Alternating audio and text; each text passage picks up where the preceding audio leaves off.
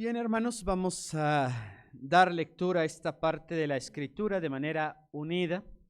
Proverbios 21, del 6 al 15.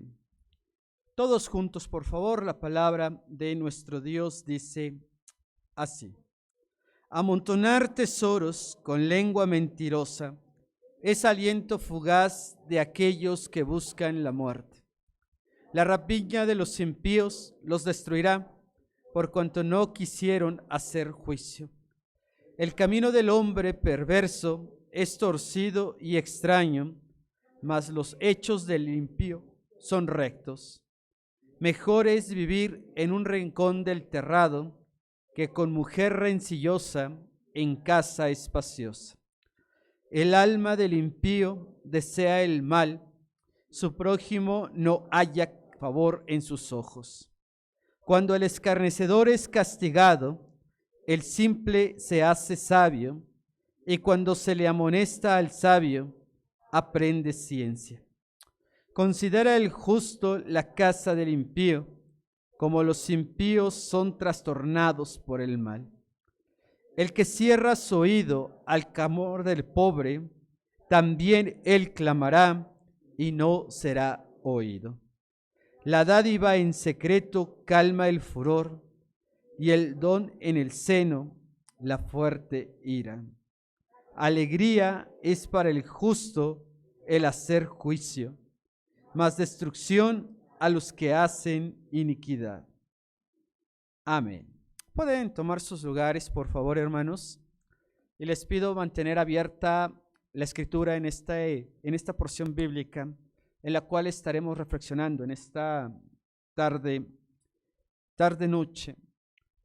Y podemos nosotros, a la luz de lo que acabamos de leer, poder darnos una idea de la distinción que tendríamos que encontrar nosotros de manera normal y cotidiana entre la forma de pensar acorde a nuestra fe, de aquella forma de pensar que es simple y sencillamente instintiva, que de algún modo trata de mostrarnos o de hacer evidencia que asimismo, como debemos tener cuidado de la forma en que llenamos nuestro corazón, tendremos cuidado de todos aquellos pensamientos que permitimos se generen en nuestro interior, un pensamiento que pueda ser acorde a lo que creemos, un pensamiento que sea acorde a la manera de pensar de nuestro Señor Jesucristo. Que finalmente eso es lo que nos hará enfrentar la vida, que finalmente eso es lo que nos hará caminar con orgullo, con rectitud en este mundo, sabiendo que hemos hecho lo adecuado, que hemos hecho lo justo, que hemos hecho lo correcto delante de nuestro Dios, y que al final del día, al final de los tiempos, cuando seamos llamados a la presencia de nuestro Dios, habremos de ser aprobados, como en su momento lo demandaría el mismo rey David, hablando con Dios y diciéndole y mencionándole: júzgame, porque en mi integridad yo he andado. Les voy a invitar a que inclinen sus rostros. Vamos a buscar la dirección de Dios en este mensaje y pensemos en la diferencia que debe haber en nuestros pensamientos. Bendito Dios y Padre celestial, queremos darte gracias por tu gran amor y tu misericordia. Queremos pedirte que en esta tarde abras nuestros corazones, nuestro entendimiento, para visualizar lo que quieres decirnos, para atesorar tu palabra, para asegurarnos, Señor, de entender lo que quieres decirnos en nuestro entorno y lo que quieres que pongamos en práctica en estos momentos. Te lo pedimos en el nombre de nuestro Señor y Salvador Jesucristo. Amén. Bien, si seguimos nosotros en este bloque, en el libro de Proverbios, nos damos cuenta que una de las cosas que debemos defender a toda costa y que no pueden encontrar sombra de variación alguna son nuestros principios de fe. Es decir, entender que nuestra única norma de fe y conducta es la palabra de nuestro Dios. ¿Por qué enfatizo eso si se supone que debemos saberlo? ¿Por qué lo enfatizo si en teoría tendríamos que saberlo nosotros los cristianos? Bueno, porque si yo declaro, yo entiendo y me repito y puedo repetir abiertamente que la Biblia es mi única norma de fe y de conducta, yo estoy reconociendo y estoy diciendo que todo lo que yo haga, todo en lo que yo meta las manos y en donde yo opine y abra mi boca, va a ser acorde a esa fe y me voy a regir de acuerdo a esos principios. No de acuerdo a mi interpretación, no a mi sensación del momento, porque esa es una línea muy delgada que el cristiano no ha sabido distinguir, por más experiencia, por más años que tenga en el cristianismo, entre lo que realmente entendemos como lo que Dios está ordenando de nuestra percepción de cómo tendrían que suscitarse todas estas cosas. Por eso hemos titulado a este mensaje la diferencia está en los pensamientos. Es decir, la diferencia radica cuando un cristiano pone en práctica lo que él cree y entiende lo que Dios está diciendo. Un principio que entendemos y que está desde el Antiguo Testamento y que en el Nuevo Testamento también Jesús lo retoma y los escritores bíblicos como Pablo, Pedro y otros de ellos lo refuerzan en el Nuevo Testamento y Santiago de manera muy particular, es en lo que llegamos a expresar nosotros, en lo que llegamos o la manera en que nosotros estamos dando a entender lo que estamos percibiendo de la vida. Fíjense en el versículo 6. En esa ocasión no se preocupen, no vamos a ir versículo por versículo. Si hay tiempo lo ocupamos, pero quiero que pensemos en la sensación de lo que aparece en el versículo 6. Amontonar tesoros ¿con qué, hermanos? Con lengua mentirosa es aliento fugaz de aquellos que buscan la muerte. Y si ustedes van a la carta de Santiago, en el Nuevo Testamento, capítulo 3, primeros versículos, el apóstol hace una referencia hacia el efecto que puede producir la lengua, pero no se está refiriendo directamente al órgano que tenemos en el cuerpo, sino a lo que nosotros podemos pronunciar. Y es que también en la Escritura se nos especifica, tanto en el libro de Proverbios como en el Nuevo Testamento, que de la abundancia del corazón va a hablar la boca. Y nuestra forma de percibir las cosas de acuerdo a esa conexión bíblica nos hará juzgar las circunstancias. Y el autor de Proverbios menciona que amontonar tesoros con una lengua mentirosa, lo especifica, es como un aliento fugaz. Es decir, es como la neblina. No sé cuántos han tenido la oportunidad de ver neblina en lugares especiales o específicos donde los bancos son sumamente densos, pero así como aparecen, se van. No hay un proceso definido al respecto y dice, ¿quién acumula riquezas? Y aquí no está hablando de la riqueza material exclusivamente, es decir, quien va acumulando cosas, quien va logrando cosas. En México existía una frase que quien no hacía trampa, iba a decir la otra palabra, pero iba a sonar medio fuerte. Quien no hacía trampa no progresaba en la vida, ya no la sabemos. Y de pronto como cristianos pensamos que en algún momento existe una frase similar, pero cristiana. Y el autor de Proverbios nos dice, a ver, como hijos de Dios, tenemos que ser claros en nuestros pensamientos, tenemos que entender que como creyentes no podemos actuar deshonestamente nunca.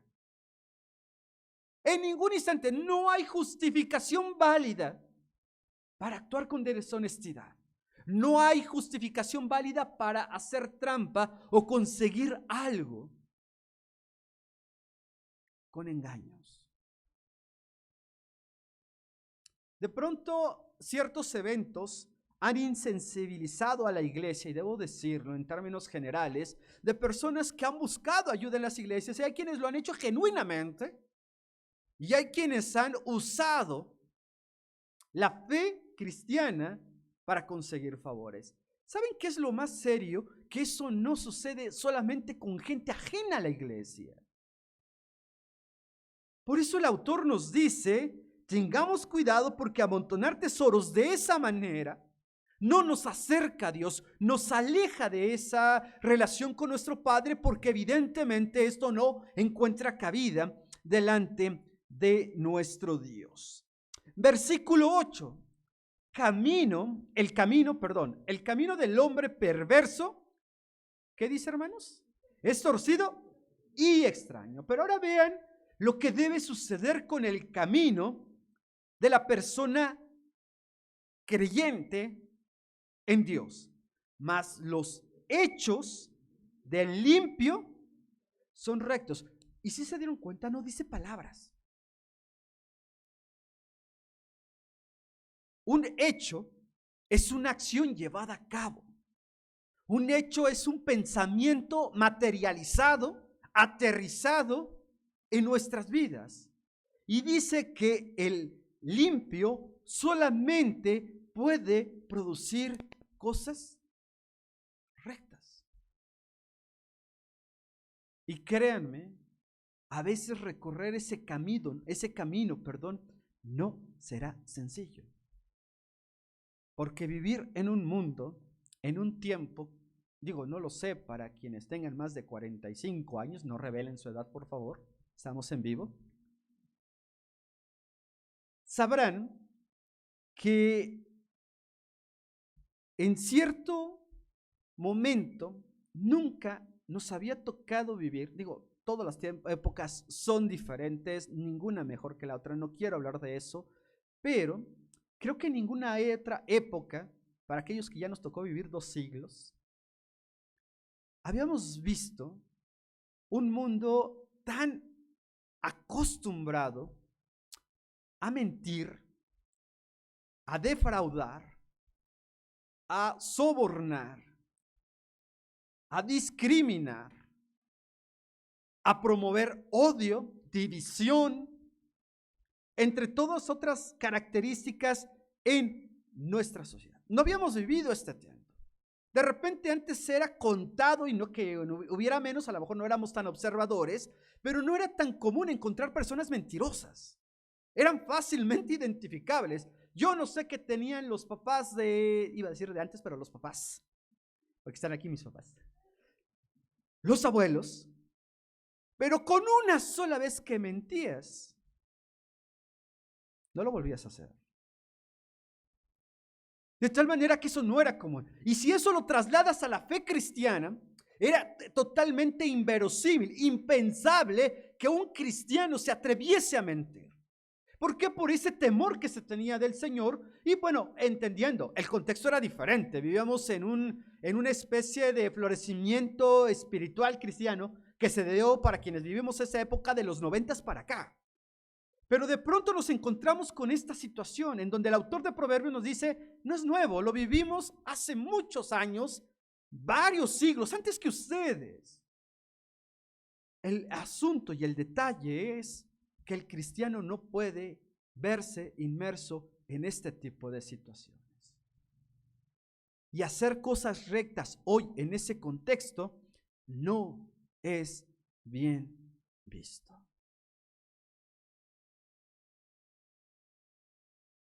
Porque hoy no importa cómo lo consigas, el chiste es que lo consigas. No importa cómo llegues, lo que importa es que llegues. No importa si tienes que pasar por encima de 1000 personas con tal de que seas tú el que lo logre. Ese es el entorno en el que estamos viviendo.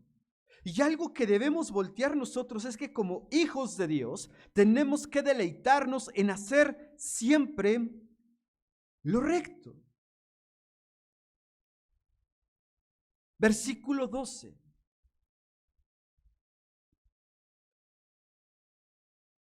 Considera el justo, ¿qué dice, hermanos?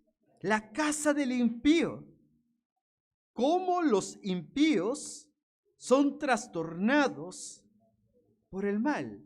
Lo que el autor está mencionando en este punto es, si eres atento, sabrás dónde no meterte. Sabrás en dónde no relacionarte. Sabrás qué hacer para tomar determinaciones, aun y cuando esas determinaciones, a los ojos de quienes te rodean fuera del ámbito cristiano, te dejen solo. Hace muchos años, yo sé que los estudiantes de ahora no lo hacen, pero yo tenía una compañera en el bachillerato que para que faltara una clase tenía que acabarse el mundo. Y en una ocasión todo mundo, me incluyo, sí dirán, el pastor no quería ir a clases, un día no quiso ir a clases. 38 compañeros no queríamos ir a clases, teníamos filosofía a las 7 de la mañana para que se den una idea. Ella asistió y todos los demás nos fuimos a examen final. Nos enojamos con ella. Dijimos que era injusta, que no era empática. Utilizamos esa palabra porque solemos hacerlo incluso como que no eres empático conmigo. Yo, ¿cuál era mi responsabilidad? Estar en clase. El problema es que a veces como cristianos hoy estamos cediendo a las presiones. En nuestra vida estamos cediendo literalmente al hostigamiento social en todos los ámbitos. De tal manera que hoy, más que nunca, cuando tenemos todo a nuestro alcance, uso de redes sociales, les invito a hacer un ejercicio como examen nada más. No digan, el pastor me autorizó a ver Facebook y pasarme todo el tiempo en Facebook. No. Pero hagan un ejercicio de la manifestación que tenemos los cristianos en redes sociales. Aún más, cuando se trata de asuntos que realmente tienen relevancia social y en el cual el cristiano también tendría que manifestarse desde el aspecto bíblico sin caer en el juego o en el lenguaje coloquial de la política y de todos estos asuntos que tratan de utilizar cualquier desgracia humana para conseguir un beneficio político. No, pero el cristiano se ha quedado callado. El cristiano no se está expresando, no está mostrando lo que la palabra de Dios dice, no está compartiendo lo que sucede en nuestro entorno. Nuestros pensamientos se han dejado bombardear a tal grado que hoy discutimos más por cuestiones de política, por si apoyamos un color, por si apoyamos a un presidente, por si elegimos esto, por si elegimos lo otro, por si unos son pro vida, por si otros no lo son. Y realmente hemos dejado de compartir lo que dice la palabra de nuestro Dios. El versículo 12 menciona, el justo considera la casa del impío. ¿Qué significa? Que yo sé y puedo prestar atención qué conductas van a ocasionar un daño en mi relación con Dios, no con esas personas. Lo peor que puede pasar es que te dejen de hablar. El problema es que a veces por no perder relaciones, perdemos comunicación con Dios. Eso es lo que realmente es llamativo y decimos, pues es cuestión de cómo lo veas. El cristianismo hoy se ha dividido en cómo lo veas tú las cosas. Hoy, anteriormente el conservador era el que trataba de no hacer cambios en cuestiones de fe, en cuestiones eclesiásticas, y el liberal el que se le ocurría cada interpretación extraña que de pronto llegaba a su mente, porque allá en Costa Rica, aprecio a gente de Costa Rica, tengo grandes amigos, pero de repente salían con varias cosas por allá, ¿no? Y esa era la división entre conservador y liberal. Hoy estamos más hablando de cuán permisivos tendríamos que ser para que las personas no se asusten del evangelio. El compromiso es algo que está siendo carente en nuestra realidad como cristianos, un compromiso con Dios. No hablo de un compromiso local en una iglesia, ese ya es otra historia, pero de un compromiso de mantener viva nuestra fe, de realmente plantarle cara a la situación y entender que somos hijos de Dios. Y tenerlo claro en nuestros pensamientos, porque a lo mejor externamente no lo hacemos, pero tampoco en el pensamiento y en el interior estamos sujetos a lo que la palabra de nuestro Dios nos está diciendo en este sentido. Versículo 14, ya dirigiéndome al final del mensaje, en esta tarde, sí, la diferencia, sigo insistiendo, está en nuestro pensamiento, no en las formas de ver las cosas. ¿Qué define el pensamiento de un cristiano? La palabra de Dios. No podemos llamar bueno a lo malo. Simple y sencillamente, ni malo a lo bueno. ¿Y quién juzga lo bueno? La Escritura. ¿Qué es lo bueno? Ama a tu prójimo, no importa cómo sea este. ¿Qué es lo malo? Ocúpate de todo, lo de Dios puede esperar. Si no tenemos en claro nuestra prioridad aquí y ahora, pensemos en el riesgo que vamos a enfrentar el momento en que el Señor nos llame a su presencia. Porque si le negamos aquí, no esperemos recibir una aprobación allá. ¿Y qué significa negar? No significa decir, no, yo no creo en Dios. No, lo negamos con nuestras palabras. Lo negamos con nuestro trato. Lo negamos con nuestras acciones. Recuerda, lo que define al justo son sus hechos. Porque también podemos dar el discurso de querer ayudar a todo el mundo y al final no ayudar a nadie. Esa es la otra parte que también debemos considerar en nuestro accionar diario. Tenemos que ser coherentes en esa relación con Dios. Versículo 14, la dádiva en secreto calma el furor. Y el don en el seno, la fuerte ira. Concluyo, alegría es para el justo el hacer juicio. ¿Cuánto realmente nos emocionamos todo el momento por hacer lo justo aún y cuando eso no vaya del todo bien? Si cometiste una infracción, tienes que reconocerlo y asumir tu responsabilidad. Si te equivocaste, tienes que pedir perdón y asumir las consecuencias. Eso es hacer lo justo. Y dirá alguien, ¿Dios te perdonó? Sí, Dios te perdonó, pero hay una consecuencia de alejarte de Dios. Hay una consecuencia de darle pie a pensamientos que no honran el nombre de nuestro Dios. No sé si de pronto les pasa que en algún momento se enojaron con alguien y de repente fue una cosita así de nada y al rato ya no le hablas por meses porque te acordaste que un día no te saludó o un día no te sirvió la taza del café o un día no te dio ni los buenos días. Y ese pensamiento internamente te llevó a pensar en todas las 1000 veces que pasaron, aunque ya nadie se acuerde. Nuestros pensamientos como cristianos, amados hermanos, tienen que estar sujetos al filtro de la palabra de Dios. Si lo que queremos hacer, si lo que hacemos, si lo que pensamos no nos acerca a Dios, ni siquiera lo intentemos. Todo lo que tú hagas en la vida, todo lo que quieras lograr en la vida, tiene necesariamente que acercarte a Dios. Todo lo que hay en tu corazón tiene que reflejar la mente de Cristo. Por lo tanto, todos tus pensamientos tendrían que ser justos. Oremos. Bendito Dios y Padre Celestial, queremos darte las gracias por tu gran amor y tu misericordia. Queremos ponernos en tus benditas manos, Señor, queremos en verdad ser tus hijos. Queremos claridad de nuestro pensamiento. Queremos, Señor, un buen entendimiento. Queremos ser justos, Señor. Y para hacerlo, tenemos que sujetarnos a tu justicia primero. Te damos gracias por tu gran amor, en el nombre de tu Hijo amado, Cristo Jesús. Amén. Que el Señor les bendiga, hermanos.